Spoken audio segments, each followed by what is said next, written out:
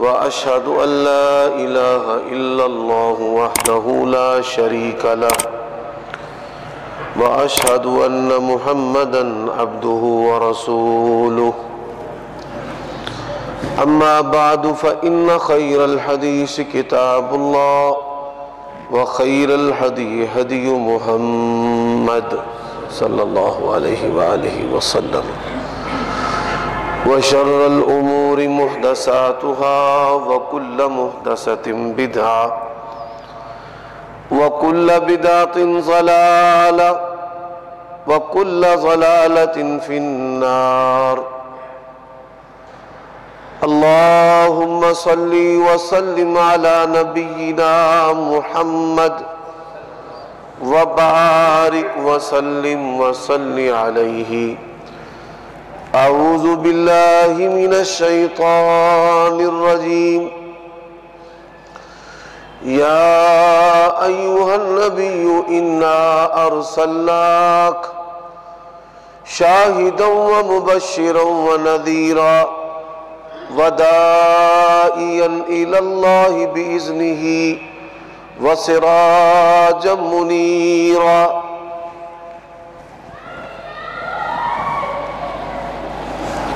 یہ جو دونوں دوست بیٹھ کے گفتگو کر رہے ہیں یہ خطبہ کے آداب کے منافی ہے. ایک بھائی آگے آ جائیں, آپ آگے آ جائیں. جزاک اللہ خیر. قبلہ کی طرف منہ کر کے بیٹھے, اللہ آپ کو جزائے خیر دے. قبلہ کی طرف منہ کر کے بیٹھے, یہ خطبہ کے آداب میں سے ہے.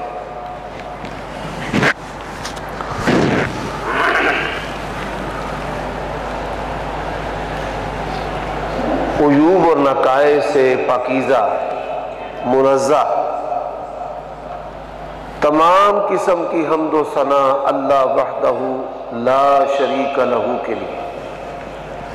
ناگی صاحب یہ کسی نے اس کا ساؤنڈ بنایا ہے کاریوں والا, تار کا مسئلہ نہیں ہے, ایمپلیفائر کا مسئلہ ہے. آواز کے اندر جنکار ہے, لوگوں کو سمجھ کیسے آئے گی؟ آواز گونج رہی ہے.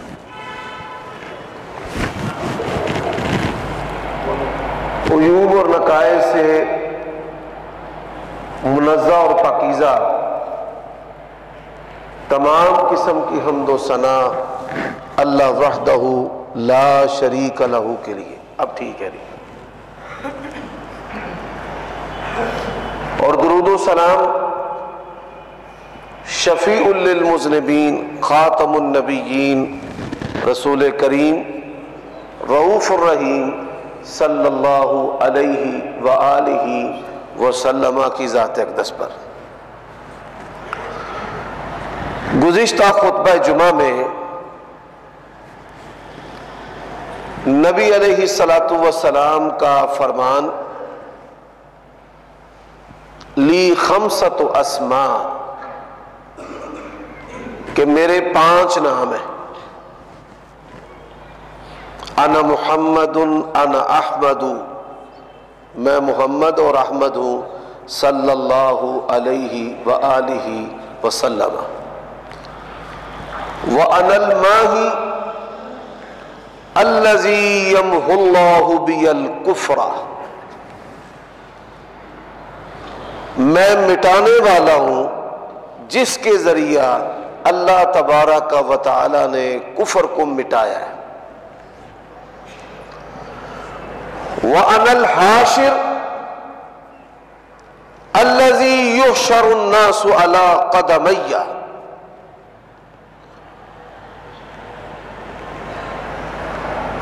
اور میں حاشر ہوں کہ لوگوں کو میرے قدموں پر جمع کیا جائے گا, اکٹھا کیا جائے گا. وَأَنَا الْعَاقِبُ, اور میں عاقب ہوں. اس کا معنی الذی لیس بعدہ نبی, عاقب اسے کہتے ہیں کہ جس کے بعد کسی کو نبوت اور رسالت نہیں مل سکتی, جس کے بعد کوئی نبی رسول نہیں بن سکتا, جس کے بعد کوئی نبی رسول دنیا میں نہیں آ سکتا. اب گزشتہ خطبہ جمعہ میں 2 ناموں کے حوالے سے میں نے مختصر اور جامع باتیں آپ کے گوش گزار کی ہیں. آج کے خطبہ جمعہ میں کہ نبی علیہ الصلوۃ والسلام کے ذریعہ اللہ تبارک و تعالی نے کن کن قسموں کے کفروں کو مٹایا ہے۔ کفر کا جو معنی ہے یہ انکار کرنا ہوتا ہے اور چھپانا ہوتا ہے، اور کفر جو ہے وہ دو قسم کا ہے۔ پہلی قسم کا کفر ہے کہ جس سے انسان دائرہ اسلام سے خارج ہو جاتا ہے۔ یہ بڑی اہم بات ہے۔ دائرہ اسلام سے خارج ہونے والے جو کفر ہے ان میں سب سے پہلا کفر ہے کہ کوئی شخص اللہ تعالیٰ کا، اس کے نبیوں کا، اس کی آسمان سے منزل جو کتابیں ہیں ان کا انکار کر دے، یعنی دین الہی کا، دین اسلام کا انکار کر دے۔ وہ پیدائشی طور پر کرے یا بعد میں وہ مرتد ہو جائے، دین اسلام کو چھوڑ دے۔ مرتد کے بارے میں تھوڑا تفصیل سے آگے عرض کروں گا۔ داہریے جو اللہ تعالیٰ کے وجود کو نہیں مانتے۔ اب انسان جب عقل کا استعمال کرتا ہے تو عقل کے استعمال کے نتیجے میں وہ بڑی ساری نعمتوں کا بھی موجد بن جاتا ہے، اور اس عقل سلیم کے ذریعہ وہ اپنے خالق اور مالک کو پہچانتا ہے۔ وَفِي أَنفُسِكُمْ أَفَلَا تُبْصِرُونَ أَفَلَا يَنظُرُونَ إِلَى الْإِبِلِ كَيْفَ خُلِقَتْ وَإِلَى السَّمَاءِ كَيْفَ رُفِعَتْ وَإِلَى الْجِبَالِ كَيْفَ نُصِبَتْ وَإِلَى الْأَرْضِ كَيْفَ سُطِحَتْ۔ اللہ تعالیٰ نے کہا ہے کہ اپنے وجود میں اور اپنے ارد گرد جو کائنات کی اشیاء اور چیزیں ہیں ان کو دیکھو، اللہ نے کیسا توازن بنایا ہے۔ زمین کو اللہ نے بچھونا بنایا ہے، پہاڑ کو اللہ نے میخیں بنایا ہے۔ حضرت ابراہیم علیہ السلام نے بغیر کتاب اور بغیر کسی بتانے والے کے عقل سلیم کے ساتھ ہی اللہ تعالیٰ کو اپنے خالق اور مالک کو تلاش کیا ہے۔ اور جب یہ عقل پٹری سے اتر جاتی ہے تو لوگ ماں بہن کی تمیز بھی بھول جاتے ہیں، حلال حرام کی تمیز بھی بھول جاتے ہیں، اور اپنے خالق اور مالک کو بھی بھول جاتے ہیں۔ جب انسان سلامتی والی عقل سے محروم ہو جاتا ہے تو کیا کہتا ہے؟ ہم آدم علیہ السلام کے بیٹے نہیں ہیں، انسان جو ہے وہ بندر سے بنا ہے، بدمانس کی اولاد ہے۔ اور اسی طرح اللہ تبارک و تعالیٰ کو نہیں مانتا، لیکن یہ کہتا ہے کہ کائنات میں ایک کیڑا جو ہے وہ خود بخود وجود میں آ گیا تھا، اور پھر اس کے اندر ارتقاء کا عمل ہوا اور ہم انسان بن گئے۔ یعنی کسی بنانے والے کے بنائے بغیر وہ کیڑا تو تسلیم کرنے کے لیے تیار ہے، وہ کیمیکل تسلیم کرنے کے لیے تیار ہے، لیکن اتنا بد نصیب ہے کہ نو باڈی میڈ گاڈ، اس کائنات میں جس ہستی کو کسی نے نہیں بنایا اسی ہستی کو اللہ کہتے ہیں۔ قل هو اللہ احد اللہ الصمد لم یلد ولم یولد ولم یکن له کفوا احد۔ بات کرنے کا مقصد ہے کہ جن لوگوں نے اللہ اور اس کے نبیوں کا انکار کیا ہے، وہ کیڑے مکوڑوں اور بندروں کا وجود خود بخود ہو جانا، اس کو تو تسلیم کرتے ہیں، کسی نہ کسی وجود کو وہ ماننے پر مجبور ہیں، لیکن اللہ تبارک و تعالیٰ کو وہ تسلیم نہیں کرتے۔ یہ ان کی بد نصیبی اور بدبختی اور شقاوت ہے۔ وَمِنْهُمْ أُمِّيُّونَ لَا يَعْلَمُونَ الْكِتَابَ إِلَّا أَمَانِيَّ۔ فرمایا کچھ ایسے بھی جاہل ہیں کہ جو دین اور شریعت اپنی خواہشات کو ہی مانتے ہیں، انہوں نے اپنی خواہشات کو اپنا الہ بنایا ہوا ہے۔ أَرَأَيْتَ مَنِ اتَّخَذَ إِلَٰهَهُ هَوَاهُ، اپنی خواہش کی وہ پرستش اور پوجا کرتے ہیں۔ تو پہلی قسم کا کفر جو ہے یہ ملحد اور دہری اس کے مرتکب ہیں، جو دین اسلام کا اور انبیاء کا اور کتابوں کا اور اللہ تعالیٰ کے وجود کا انکار کرتے ہیں۔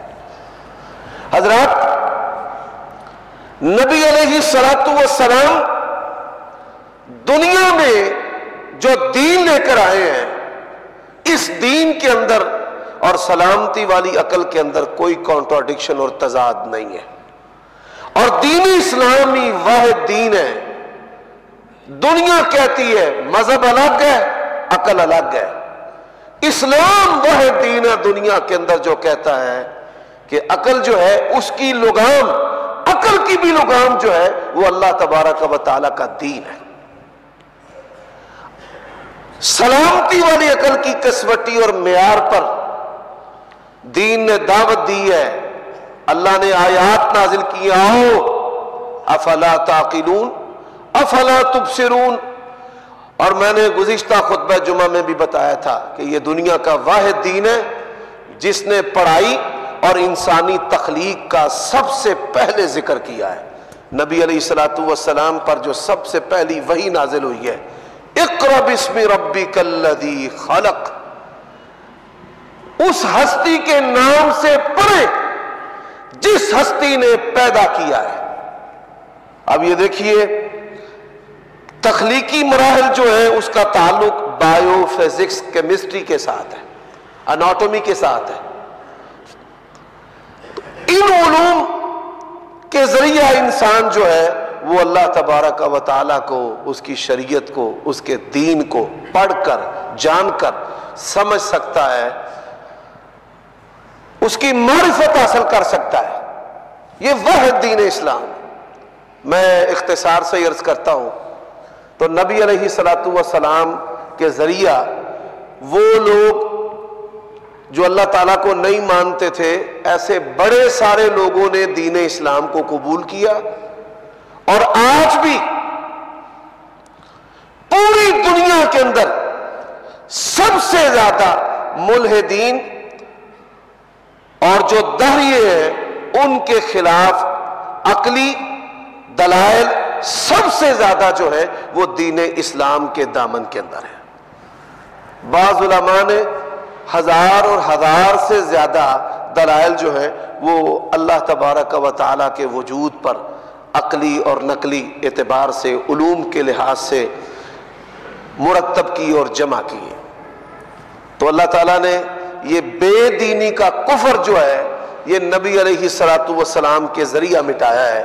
انا الماحی الذی یمحو اللہ بی الکفر، میں مٹانے والا ہوں، ایسا مٹانے والا کہ جس کے ذریعہ اللہ تعالیٰ نے کفر کو مٹایا ہے۔ تو بے دینی الہاد کے کفر کو سب سے بہترین طریقے سے اگر کسی نے مٹایا ہے تو جناب محمد الرسول اللہ صلی اللہ علیہ وآلہ وسلم نے مٹایا ہے۔ سامعین محترم، کفر کی جو دوسری قسم ہے، یعنی میں نے پہلے کہا ہے کہ ایک کفر ہے جس سے انسان کا تعلق اسلام سے نہیں رہتا، ہم اس کی بات کر رہے ہیں۔ اب کفر کی جو دوسری قسم ہے وہ شرک ہے۔ شرک دنیا کا سب سے پرانا جرم ہے۔ قوم نوح جو ہے، نیکوکار لوگوں کی انہوں نے تصویریں بنائی، وَقَالُوا لَا تَذَرُنَّ آلِهَتَكُمْ وَلَا تَذَرُنَّ وَدًّا وَلَا سُوَاعًا وَلَا يَغُوثَ وَيَعُوقَ وَنَسْرًا۔ 5 نیک افراد تھے، ایک نسل نے ان کی تصویریں بنائی، اور دوسری جو نسل ہے اس نے ان کے قصیدے بنائے، اور تیسری نسل نے ان کی پرستش اور پوجا کرنا شروع کر دی۔ حضرات، مشرکین مکہ جو تھے ان کی گراوٹ جو ہے وہ بڑی گھٹیا قسم کی تھی، یعنی کپڑے اتار کر بیت اللہ کا ننگے ہی طواف کرنا، اور ان کے پاس فلسفی کیا تھی کہ ان کپڑوں میں ہم گناہ کرتے ہیں تو ان کپڑوں میں ہم عبادت کیسے کریں، تو ننگے ہی ہو کر وہ بیت اللہ کا طواف کرتے تھے۔ اچھا، شیطان جو ہے وہ بتدریج بے دین کرتا ہے، کسی بھی بندے سے گناہ کرواتا ہے، اس کے لیے اس کو تعویل دے گا، دلیل دے گا، ماحول دے گا، درجہ بدرجہ اس کو آگے لے کر کے جائے گا۔ پہلے تو اس نے تقوی اور نیکی کے نام پہ کپڑے اتروائے، اب اگلا مرحلہ کیا ہوا کہ ایک مرد اور ایک عورت، مرد کا نام اصاف تھا، عورت کا نام نائلہ تھا، انہوں نے مسجد حرام کے اندر زنا کر لیا، برہنہ تھے اور انسانی جبلت سے مجبور ہو کر انہوں نے یہ گناہ کر لیا۔ اللہ تبارک و تعالیٰ کی طرف سے پکڑ نازل ہوئی۔ پرانے ادوار میں قربانی قبول کیسے ہوتی تھی؟ آسمان سے آگ آتی تھی اور قربانی قبول۔ ایسے ہی اللہ تبارک و تعالیٰ جن سے ناراض ہوتا تھا، پکڑ نازل ہوتی تھی، اللہ تعالیٰ ان کو پتھر کا بنا دیتا تھا عبرت کے طور پہ۔ اچھا، اللہ تعالیٰ کی پکڑ نازل ہوئی، اصحاف اور نائلہ جو ہیں یہ دونوں بت بن گئے، پکڑ، عذاب، اللہ کی گرفت۔ انہوں نے عبرت کے لیے کہ لوگ مسجد کے اندر یہ گناہ نہ کریں، یہ مسجد کوئی عام نہیں ہے، ان اول بیت وضع للناس للذی ببکۃ مبارکا وہدی للعالمین، روئے زمین پر سب سے پہلا اللہ کا گھر ہے۔ آپ یہاں پر بھی اگر غور و فکر کریں نا تو یہاں پر بھی آپ کو اسلام کی سچائی اور اللہ تبارک و تعالیٰ کے وجود اور قدرت، اس کے دلائل نظر آئیں گے۔ وہ کیسے نظر آئیں گے؟ ہم مسجد بناتے ہیں آبادی میں جہاں پانی ہو، سہولیات ہو، اور یہ دنیا کی جو پہلی مسجد بنی ہے یہاں سہولیات نام کی کوئی چیز نہیں ہے، بے واد غیر ذی زرع، بالکل اجاڑ کے اندر اللہ تبارک و تعالیٰ نے روئے زمین کی پہلی مسجد بنائی ہے۔ اب دیکھیے پوری روئے زمین پر پھل پیدا ہوتے ہیں، نعمتیں بنتی ہیں، اور وہ پھل اور نعمتیں آپ کو مکہ کی سرزمین حدود حرم میں نظر آتی ہیں، اور وہاں کی جو زمین ہے اتنی پتریلی اور سخت ہے، گرینائٹ چٹانیں ہیں جو دنیا کا سب سے سخت پتھر ہے، اور مکہ جو ہے ان شہروں میں شامل ہوتا ہے کہ جن کا درجہ حرارت، گرمی جو ہے دنیا میں سب سے زیادہ ہے، مکے کا شمار ان ایسے شہروں کے اندر ہوتا ہے۔ وہاں مقامی نہ تجارت، نہ کھانا، نہ پینا، پانی، یہ چیزیں بھی نہیں ہیں، گندم چاول بھی نہیں ہے۔ تو میرے دوستو، اللہ تبارک و تعالیٰ نے وہاں روئے زمین کا پہلا گھر بنایا، ان اول بیت وضع للناس۔ اور پھر دیکھیے حضرت ابراہیم علیہ السلام کی دعا قرآن اللہ نے بنائی ہے، فَاجْعَلْ أَفْئِدَةَ النَّاسِ تَهْوِي إِلَيْهِمْ، یا اللہ لوگوں کے دل جو ہے نا اپنے اس گھر کی طرف مائل کر دے۔ میں نے بے دین سے بے دین بندے دیکھے ہیں جو ترستے ہیں کہ یا اللہ ہمیں لے جا، جو تصویروں پر، ٹیلی ویژن پر جب مسجد حرام کو دیکھتے ہیں تو وہ بھی ایک دم ٹھٹر جاتے ہیں اس کی ہیبت سے، اور جو پھر ہو کر آ جاتا ہے، جو نہیں گیا وہ تو ترستا ہے، اور جو ہو کر آ جائے وہ زیادہ ترستا ہے۔ یعنی اللہ تعالیٰ نے اس طرح اہل ایمان کے دلوں میں اس کی محبت ڈالی ہے۔ یہ بھی دعا ہے حضرت ابراہیم علیہ السلام کی اور قرآن کے الفاظ ہیں، وَارْزُقْهُم مِّنَ الثَّمَرَاتِ، اے اللہ یہاں کے باسیوں کو اور یہاں کے آنے والوں کو ثمرات سے رزق عطا کر۔ وہاں کچھ بھی نہیں ہوتا اور دنیا جہاں کے ثمرات آپ وہاں دیکھتے بھی ہیں اور کھاتے بھی ہیں، نہ پانی کی قلت ہے، نہ کھانے کی قلت ہے، اور طرح طرح کے کھانے اور انواع اقسام کے کھانے، بلکہ دنیا کے ہر ملک کا کھانا، 200 سے زائد ممالک ہیں اور ہزاروں اقوام ہیں۔ آپ کا تعلق جس ملک سے ہے اور جس قوم سے ہے، یہ دو چیزیں سامنے رکھ کر اگر آپ وہاں سے کھانا کھانا چاہیں تو اللہ کی توفیق سے آپ کو اپنے ملک کا کھانا بھی میسر ہوگا اور اپنی قوم کا کھانا بھی میسر ہوگا۔ یہ بھی دین اسلام کی، قرآن کی، انبیاء کی، نبی علیہ السلام، حضرت ابراہیم علیہ السلام، یہ ان کی سچائی کی بڑی بین دلیل ہے کہ یہ باتیں 1400 سال پہلے، یہ 15ویں صدی ہے، 1400 سال پہلے اللہ تبارک و تعالیٰ نے نبی کریم صلی اللہ علیہ وآلہ وسلم پر قرآن بنا کر نازل کی۔ حضرات، اب یہ جو شرک ہے اس پر بھی بات کرنی ہے۔ شرک ہوتا ہے دو طرح کا، ایک کہ اللہ تبارک و تعالیٰ کی ذات کے برابر کسی کو کر دینا، جیسے ہندوؤں کے اندر شرک ہے، وہ دیوی دیوتاؤں، مشرکین مکہ، لات، منات، عزا و حبل۔ دوسرا ہے کہ اللہ تبارک و تعالیٰ کی جو صفات ہیں، صفات خاصہ جو اس کی الوہیت کا شعار ہے، اس کی الوہیت کے اوصاف ہیں، ان کے اندر کسی کو شریک کر دینا۔ مثال، تباہ و برباد کر دینا، رزق روک لینا، رزق دے دینا، اولاد بند کر دینا، بیٹے دینا، بیٹے نہ دینا، کچھ نہ دینا، مصائب لانا اور لے جانا، حکومت عطا کرنا اور حکومت چھین لینا، یہ سب کس کے اختیار میں ہے؟ اللہ کے۔ یہ وہ صفات ہیں۔ اب جو مشرکین تھے وہ توحید ربوبیت کے قائل تھے۔ وَلَئِن سَأَلْتَهُم مَّنْ خَلَقَ السَّمَاوَاتِ وَالْأَرْضِ، اے میرے نبی آپ ان سے پوچھیں زمین و آسمان کا خالق کون ہے، تو کہیں گے اللہ خالق ہے۔ پھر ان کی پرستش و پوجا کیوں کرتے ہو اگر اللہ خالق ہے؟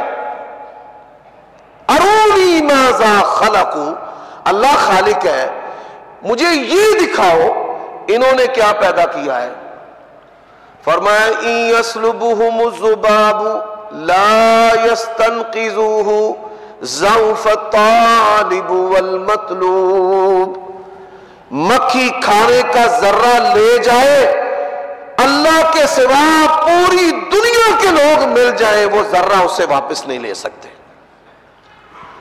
اس بات پر قرآن مجید کے ان الفاظ پر بعض انگریز محقق جو ڈاکٹر سائنسدان ہیں نا، وہ مسلمان ہوئے ہیں کہ مکھی اگر خوراک کا ذرہ لے جائے تو واپس کیوں نہیں لا سکتے؟ ہم لائیں گے واپس، ہم بڑے محقق ہیں۔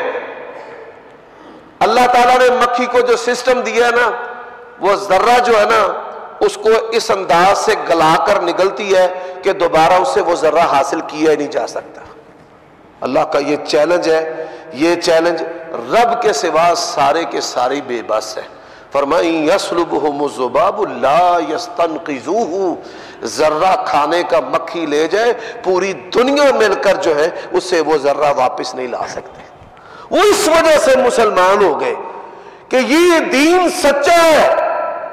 جو بات 15ویں صدی میں سائنس کو پتہ چل رہی ہے، وہ پتھریلے علاقے میں اس سرزمین جس کا دنیا سے کوئی تعلق نہیں تھا، مکہ کی، مدینہ کی، جہاں آنا جانا مشکل تھا، یہ زیادہ دور کی بات نہیں، ترکوں کے دور میں جب لوگ حجاج جاتے تھے تو مکہ سے مدینہ جاتے ہوئے مہینہ، 2 مہینہ، 3 مہینے کا سفر لگ جاتا تھا، اتنا مشکل سفر تھا۔ تو میرے بھائیوں دوستو، ایک ہے اللہ تعالیٰ کی ذات میں اور ایک ہے صفات میں شریک بنانا۔ ذات میں اللہ کی بیوی بنانا، اللہ کی اولاد بنانا۔ وَقَالَتِ الْيَهُودُ عُزَيْرٌ ابْنُ اللَّهِ، یہودی کہتے ہیں حضرت عزیر جو ہے نا وہ اللہ کے بیٹے ہیں، اور عیسائی جو ہیں وہ کہتے ہیں حضرت عیسیٰ اللہ کے بیٹے ہیں۔ اللہ نے کہا لم يتخذ صاحبۃ ولا ولدا انا یکون لہ ولد، اللہ کی جب بیوی نہیں ہے تو اللہ کی اولاد کیسے ہو سکتی ہے؟ یہودی کیا کہتے تھے؟ نحن ابناء و احباؤہ، قرآن مجید کے اندر ہے کہ ہم اللہ کے بیٹے ہیں، ہم اللہ کے پیارے ہیں۔ اللہ کی نہ بیوی ہے، نہ اولاد ہے، نہ کوئی ہمسر ہے، نہ کوئی اس کا ہمسایہ ہے، نہ کوئی اس کا سیکٹری ہے۔ یہ بات یاد رکھ لینا۔ فرمایا الحمدللہ الذی لم یتخذ ولدا، تمام تعریفیں اس ذات کی جس کی اولاد نہیں۔ وَلَمْ يَكُنْ لَهُ شَرِيكٌ فِي الْمُلْكِ، کوئی بھی اللہ کی شاہی میں شریک نہیں ہے کہ اللہ بیٹے دیتا ہے تو وہ بھی دے سکتا ہے، اللہ رزق دیتا ہے تو وہ بھی دے سکتا ہے، اللہ غالب کر سکتا ہے تو وہ بھی کر سکتا ہے۔ فرمایا وَلَمْ يَكُنْ لَهُ شَرِيكٌ فِي الْمُلْكِ، اللہ کی شاہی میں کوئی شریک نہیں۔ وَلَمْ يَكُنْ لَهُ وَلِيٌّ مِّنَ الذُّلِّ، یہ نہیں کہ کمزوری کی وجہ سے اللہ نے کوئی سیکٹری رکھا ہوا ہے۔ عَلَىٰ كُلِّ شَيْءٍ قدیر ہے، ہر چیز پر قادر ہے۔ فَعَالٌ لِمَا يُرِيدُ ہے، جو چاہے کرے، وہ سب کو پوچھ سکتا ہے، اللہ کو کوئی پوچھ نہیں سکتا۔ یہ بات یاد رکھ لینا۔ اب ہمارے جو مسلمان بھائی ہیں، انہوں نے اللہ تعالیٰ کی ذات کا شریک تو نہیں بنایا۔ اللہ نے قرآن مجید میں جن لوگوں نے ذات کا شریک بنایا نا، بڑی پیاری بات ارشاد فرمائی ہے۔ فرمایا لو کان فیہما آلہۃ الا اللہ لفسدتا، اگر اس کائنات میں اللہ کے سوا اور بھی نہ ہوتا تو دنیا کا نظام درہم برہم ہو جاتا۔ ہم چھوٹے چھوٹے جب بچے تھے تو مختلف رشتہ داروں کے گھروں میں ٹیلی ویژن تھے، تو انڈیا کے جو چینل تھے وہاں پر وہ اپنے بھگوان، اوتار اور جو اپنے معبود ہیں بڑے بڑے، ان پر انہوں نے اپنے بچوں کو دین سکھانے کے لیے مختلف ڈرامے اور فلمیں بنائی ہیں۔ ایک راون ہے اور ایک دیوتا نے دوسرے دیوتا کے بچے کا سر اتار دیا اور انہوں نے پھر ہاتھی کا سر لگا دیا۔ وہ آپس میں لڑ رہے ہیں، ان کے معبود، ان کے الہ آپس میں لڑتے ہیں۔ اللہ نے فرمایا لو کان فیہما آلہۃ الا اللہ، یہ فطرت ہے۔ ایک گھر میں، ایک دکان پہ، ایک فیکٹری میں اگر ایک جیسے قوت والے افراد ہوں گے تباہی پھر جائے گی۔ اگر عورت مرد کی حقوق میں برابری گھر میں کرنا شروع کر دے گی، اس گھر کا صفایا تباہی پھر جائے گی۔ وہاں پہ کچھ نہیں بچے گا کہ اگر کسی گھر کی عورت جو ہے وہ برابری کرنا شروع کر دے۔ جس گھر میں اولاد باپ کی برابری کرتا ہے وہاں اللہ تعالیٰ تباہی پھیر کے رکھ دیتا ہے۔ جس گھر میں چھوٹا بھائی بڑے بھائی کی برابری کرتا ہے، اللہ نے یہ کائنات میں توازن بنایا ہے۔ جہاں یہ توازن بگڑ جائے گا گھروں کے گھر تباہ ہو کے رہ جائیں گے۔ ہمارے گھر کیوں تباہ ہوتے ہیں؟ چھوٹا بڑے کی عزت نہیں کرتا، یا بڑا اپنے آپ کو نیچے کر کے چھوٹے کے برابر لے آتا ہے، یا چھوٹا بڑے کی حیا نہیں کرتا، وہ اپنے آپ کو بڑے کے برابر لے آتا ہے۔ اولاد باپ کے سامنے کھڑی ہو جاتی ہے، بیوی خاوند کے سامنے کھڑی ہو جاتی ہے۔ تو یہ وہ باتیں ہیں کہ جن سے عام گھر اجڑ جاتا ہے۔ تو مالک نے یہی بات کی ہے لو کان فیہما الہۃ الا اللہ، اس کائنات میں اگر اللہ کے سوا کوئی معبود ہوتا تو یہ کائنات ہی تباہ ہو جاتی۔ مثال، ایک الہ کہہ رہا کہ میں نے بیٹا دینا ہے اور دوسرا کہہ رہا کہ میں نے بیٹی دینی ہے۔ ایک کہتا ہے میں نے بادل لانے ہیں، بارش برسانی ہے، دوسرا کہتا ہے کہ میں نے دن۔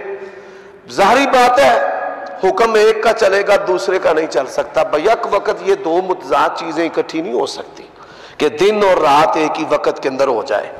اب جس کا حکم چلے گا وہ الہ ہے، جس کا نہیں چلے گا وہ کیسے الہ ہو سکتا ہے؟ یا ٹکراؤ سے تباہی پیدا ہوگی، یا ایک کا حکم چلے گا اور ایک کا نہیں چلے گا۔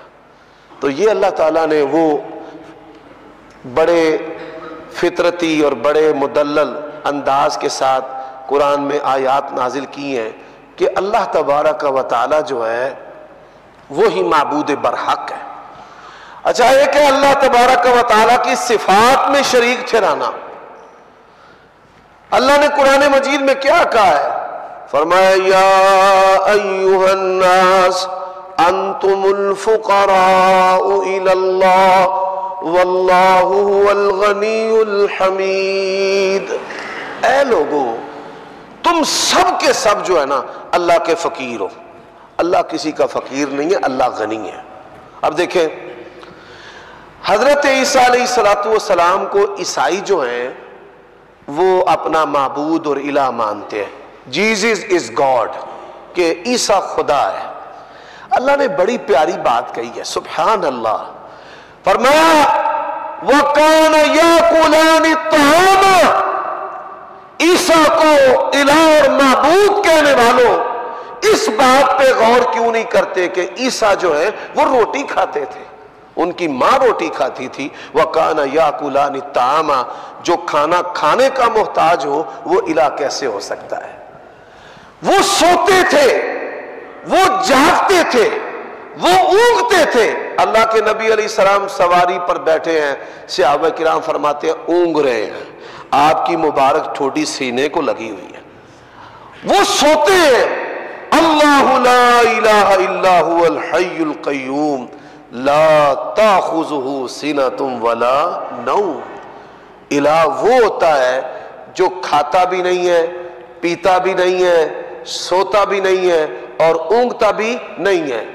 اور اللہ کے نبی نے کیا کہا؟ انا الماحی الذی یمحو اللہ بی الکفر، میرے رب نے مجھے مٹانے والا بنایا ہے، اور اللہ نے اپنے نبی کے ذریعہ شرک کو مٹایا ہے اور مخلوق کو بتایا ہے کہ کھانا پینا جو ہے یہ مخلوق کی صفت ہے، جو کھاتا پیتا ہے وہ بندہ ہوتا ہے، وہ مخلوق ہوتا ہے، وہ کبھی الہ اور معبود نہیں ہو سکتا۔ یہیں پر اکتفا ہے کہ نبی علیہ السلام کا وصف ہے ان الماحی الذی یمحو اللہ بی الکفر، کہ میں مٹانے والا ہوں جس کے ذریعہ اللہ نے کفر کو مٹایا ہے۔ تو انشاءاللہ باقی باتیں آئندہ خطبہ جمعہ میں ہوں گی۔ اقول قولی ھذا واستغفر اللہ۔ سبحان اللہ والحمد للہ ولا الہ الا اللہ، سبحان اللہ والحمد للہ ولا الہ الا اللہ۔